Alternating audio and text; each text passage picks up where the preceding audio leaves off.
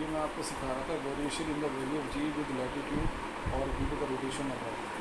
देखो ये है अर्थ, ये अपने एक्सिस पर घूम रही ओमेगा एंगुलर वेलोसिटी से। तो जितने भी ऑब्जेक्ट, जितने भी पार्टिकल अर्थ पर होंगे वो सारे अर्थ के साथ इसी वेलोसिटी से घूमेंगे। ठीक है, ये मैंने पार्टिकल पी एज्यूम कर लिया, इसका लैटिट्यूड लैम्डा है। ये आपको मालूम है इक्वेटोरियल प्लेन है, पिछले लेक्चर में आपको पता है ये इक्वेटोरियल प्लेन।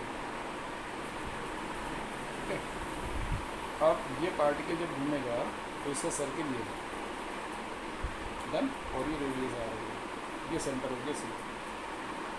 ओके, और इस तरफ जो मैंने एरो दिखा रखा है ये है सेंट्रीफ्यूगल फोर्स, और इसके ठीक अपोजिट लग रहा होगा सेंट्रीफ्यूगल बाहर की साइड, और सेंट्रीफ्यूगल का फार्मूला वही जो सेंट्रीफ्यूगल का एम आर ओमेगा स्क्वायर। अच्छा, इसका जो वेट है जिसे ग्रेविटेशन फोर्स करके एंटी वो टूवर्ड सेंटर ऑफ अर्थ होता है। ये देखने में थोड़ा अजीब लगेगा लेकिन सेंटर ऑफ अर्थ। इस एफ के कंपोनेंट रिजॉल्व करूँगा क्योंकि एंगल लैम्डा बनेगा, इसके वर्टिकल अपोजिट कह दो या इसे करस्पॉन्डिंग कह दो, इसके इस डायरेक्शन में F cos lambda F sine lambda. तो आप देखो एम जी के ठीक अपोजिट एफ कॉस लैम्डा आ रहा है, तो जो नेट वेट बचेगा है ना, उसको अगर मैं एम जी डैश लिखूँ तो वो एम जी में से एफ कॉस लैम्डा माइनस हो जाएगा। उससे पहले मैंने सारा कुछ लिखा हुआ है, ओ सेंटर ऑफ अर्थ, मेरे angular velocity of earth as well as every particle on earth, O P is equal to R radius of earth, P any particle on earth with attitude lambda, particle is revolving along with earth in a circle of radius R, done, centre C, P C is equal to R. अब इस triangle में O P C में are और इसमें relation निकाल लेंगे cos lambda करके, ये कर ही लेंगे हम लोग, इसमें कोई मुश्किल नहीं। ये सेंटीमीटर फोर्स ये मैंने कंपोनेंट सॉल्व की है। ठीक है, इसके बाद देखो यहाँ से बात आती है, ये आ रही बात जो मैं बता रहा था आपको कि direction of M G and F cos lambda opposite to net weight जो रहेगी M G dash, M G में से माइनस की। अब मैंने एफ की जगह एम आर मेरे से डन, और आर की जगह आर ई कॉस लैम्डा, जो पीछे प्रूफ किया हमने सॉल्व करके एम से एम कैंसिल हो जाएगा सर, इनमें से या अब आप देखो ना जी डैश जो है जी में से इतना माइनस हो रहा है, क्योंकि इफेक्टिव वैल्यू है यानी जो वैल्यू में मिल रही है वो जी में से कम होगी। कितना कम होगी सब पर डिपेंड करेगा, मेनली किस पर डिपेंड करेगा, मेनली इस लैम्डा पर करेगा। क्यों? क्योंकि देखो अर्थ की एंगुलर वेलोसिटी तो फिक्स है, रेडियस फिक्स है, जो प्लेस के साथ बदलेगा वो ये बदलेगा। हालांकि रोटेशन का फर्क है, क्योंकि अर्थ अगर नहीं घूमेगी तो फैक्ट्री गायब हो जाएगा, लेकिन मेरा मतलब है कि रोटेशन के साथ साथ लैम्डा पर भी डिपेंड कर रहा है। तो क्या लिख रहे हैं, hence effective value of gravity depends upon value of lambda, that is latitude of a place. अब अगर पार्टिकल इक्वेटर पर, तो you know that lambda is equal to 0 degree, cos 0 degree 1, जैसे मैं 1 रखूँगा तो ये बचेगा आर ओमेगा स्क्वायर, और ये जी डैश जो है ना सबसे कम आएगा। पता क्यों? ये वैल्यू मैक्सिमम आएगी, 1 रखा ना यहाँ पर आपने, वैल्यू मैक्सिमम है, तो जितना ज़्यादा माइनस होगा बची वैल्यू इतनी कम हो जाएगी। और पोल पर क्या होगा, लैम्डा 90 cos 90 0, cos 90 की 0 होती है, टर्म पूरा 0 हो जाएगा, तो जी डैश को लो जी है मैक्सिमम।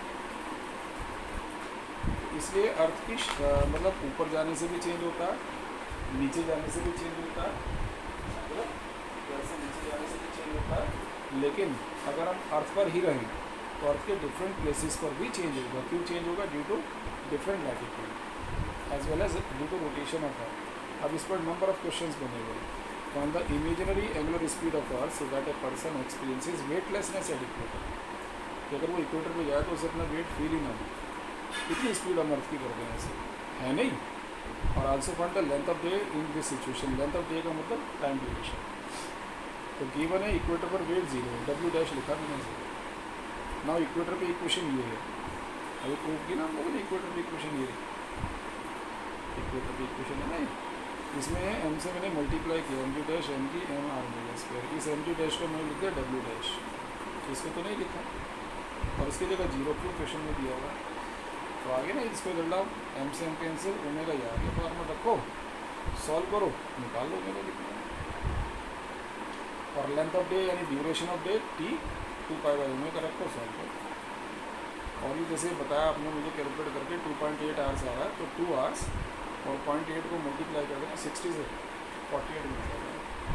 इसी तरह से दूसरी बात है, find imaginary angular speed so that weight of a person at equator reduces to 3/5 of earth. Reduces to का मतलब इतना रह जाएगा, इस बार इक्वेटर पे वेट 3/5 डब्ल्यू दे रखा है, तो वो जी इक्वेटर वाली इक्वेशन लगाएंगे, एम से मल्टीप्लाई करेंगे, इसकी जगह डब्ल्यू इक्वेटर, ये डब्ल्यू और इसकी जगह 3//w,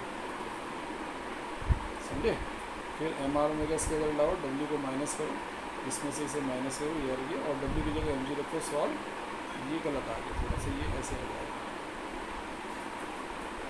डब्ल्यू ये ओमेगा निकाल लो यहाँ से, और फिर टी इज इक्वल टू 2π/ω से टी निकाल दो, अगर वो लेंथ ऑफ डेट पूछे, सब कुछ वही है, घबराने की जरूरत नहीं कोई। बस यहाँ पर जो डब्ल्यू डैश होता था ना, वो एम से मल्टीप्लाई किया, डब्ल्यू डैश है इसकी जगह 3π/w होती है, वहाँ पर हमने 0 रखा था, ठीक है।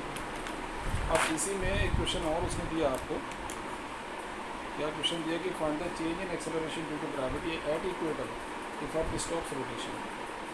तो उनका कहना कि जब अर्थ रोटेट कर रही थी तो उस समय इक्वेटर पे जो जी की वैल्यू थी वो ये थी, यस बिल्कुल ठीक है, और जब वो रोक देगी रोटेशन रुक जाएगा उसका, तो फिर उस समय क्या होगा, क्योंकि उस समय ओमेगा 0 हो जाएगा, और ओमेगा 0 होगा तो जैसे ओमेगा 0 होगा जी इक्वेटर जो होगा वो जी गेट लगाएगा, डैश लगाएगा, उन्हें चेंज कितना होगा, फाइनल माइनस इनिशियल, दोनों की वैल्यू रखी R omega square, R E की वैल्यू ये, ओमेगा कितना 2π/t, अब टी कितना लेंगे 24 आवर्स इंटू 3600 सेकेंड, अर्थ का रोटेशन है ना, तो 2π का 4π² और इसको 24 2 बाई पाई स्क्वायर होता है 9.8596, कैलकुलेट करना सिखा रहा हूँ मैं आपको, 2 2 4 0 आ गई, यहाँ 5 आ गई, 3 2 5, अब स्मार्टनेस क्या रहेगी, इसको 10 एज्यूम कर लो चुपचाप,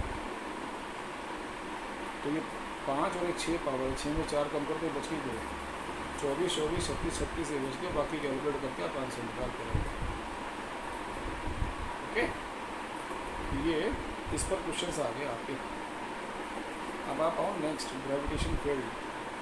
क्या ग्रेविटेशन फील्ड होता है, जैसे एक ऑब्जेक्ट है, इस ऑब्जेक्ट के चारों तरफ वो रीजन जिसमें इसके ग्रेविटेशन फोर्स को एक्सपीरियंस करेगा, ये जरूरी कि अर्थ ही हो, कोई भी ऑब्जेक्ट हो, क्योंकि ग्रेविटेशन तो सब में है। अब देखो जैसे मैंने एक रीजन बना रखा है, अगर मैं किसी दूसरे ऑब्जेक्ट को यहाँ रखता हूँ तो उस पर कोई फोर्स नहीं लग रहा है, लेकिन जैसे ही रीजन में एंटर कर रहा हूँ तो उस पर फोर्स लग रहा है, और ये पूरा रीजन कहलाएगा gravitation field of this object. तो region around a material body जिसमें मास होता है ना, in which another body experiences the gravitation force of first body is named as gravitation field of first body, and the body due to which gravitation field is produce, जैसे यहाँ पर इसकी वजह से हो रहा है, इसको नाम करेंगे सोर्स बॉडी। और वो दूसरी बॉडी है जिसकी हेल्प से हम ये चेक कर रहे हैं कि फील्ड है या नहीं है, उसको नाम करेंगे टेस्ट बॉडी। और दूसरा टर्म आता है इंटेंसिटी ऑफ ग्रेविटेशन फील्ड। ये कौन होता है इंटेंसिटी ऑफ ग्रेविटेशन फील्ड। अब आप नोटिस करो ना, जैसे ये ग्रेविटेशन फील्ड है, इसमें आपने किसी ऑब्जेक्ट को ए पर रखा है, फोर्स लग रहा है हाँ से, बी पर भी हाँ, सी पर भी हाँ, क्या तीनों में बराबर लग रहा है, ए पे सबसे कम है, सी पे सबसे ज़्यादा, इसका मतलब ग्रेविटेशन फील्ड तो सब जगह है यहाँ, लेकिन उसकी स्ट्रेंथ यहाँ सबसे ज़्यादा है, उस स्ट्रेंथ को नाम करा आपने इंटेंसिटी। कैसे पता लगा कि मैंने डिफरेंट प्लेसेस पर एक दूसरे ऑब्जेक्ट को रखा और फोर्स को मेजर किया, तो क्या लिख रहे हैं, इट इज़ द स्ट्रेंथ और magnitude of gravitation field at a point and defined as the gravitation force per unit mass at a point in the gravitation field. यानी ग्रेविटेशन फील्ड में किसी भी पॉइंट पर यूनिट मास की body पर जो force लगेगा, तो अगर F be the gravitation force in an object of mass M, then I is equal to F by A. Unit क्या होगी, न्यूटन पर केजी, डायमेंशन 80-2 सोल्व कर लेंगे आप। और सबसे बड़ी बात, it is a vector quantity whose direction is always towards the centre of source body, which is source body due to which gravitation field is produced, उसके सेंटर की तरफ आएगा। अगर वो अर्थ का ग्रेविटेशन फील्ड है तो अर्थ के सेंटर की तरफ आएगा। अब इसका फॉर्मूला बना रहे हैं, formula for intensity of gravitation field, तो ये बना ही बनाया आपके पास एफ ये तो है ना, आ गया इसका बेसिक फॉर्मूला। ये कहते हैं एक ऑब्जेक्ट ये रखा हुआ है, इससे आर डिस्टेंस पर कितना फील्ड होगा, ठीक। हम यहाँ पर फील्ड निकालने के लिए एक अनदर मास एज्यूम कर लेते हैं, मैंने लिखा ना, P is any point at a distance R from a body of mass M and intensity of field is to be found at T. तो consider another object of mass M small m, इस पर कितना force लगेगा, G M m upon R square, I कितना होता है F upon M. यहाँ कौन सा मास लेते हैं, स्मॉल एम ले या कैपिटल एम का मतलब नहीं होता, या वो मास लेंगे जिस पर फोर्स लग रहा है, फोर्स इस पर लग रहा है, फोर्स आपका जो लग रहा है वो स्मॉल एम पर लग रहा है, इसलिए यहाँ लिया, तो यहाँ वैल्यू रखिए, एम से एम कैंसिल हो गया। अब वो जो टेस्ट बॉडी ले रहे थे आप लोग, ये वाला मास, इसका कोई फंक्शन नहीं है, ये कौन सा मास है, सोर्स, ये डिस्टेंस है, और अगर मैं अर्थ की वजह से निकालूँ तो क्या होगा जी, दो बातें आएंगी, इसमें अगर आपका जो पॉइंट है सरफेस ऑफ अर्थ पर है तो जी एम की जगह मास ऑफ अर्थ और ये रेडियस हो जाएगा, और एच हाइट पर है तो आर इक्वल एच। और अगर ऐसे लिख दूँ मैं at a point R distance है फ्रॉम अर्थ का मतलब कहाँ से हुआ, सेंटर से ना, अपॉन आर डायरेक्ट कर रहा है। ठीक है, अब इस पर न्यूमेरिकल हो गए, इस पर न्यूमेरिकल है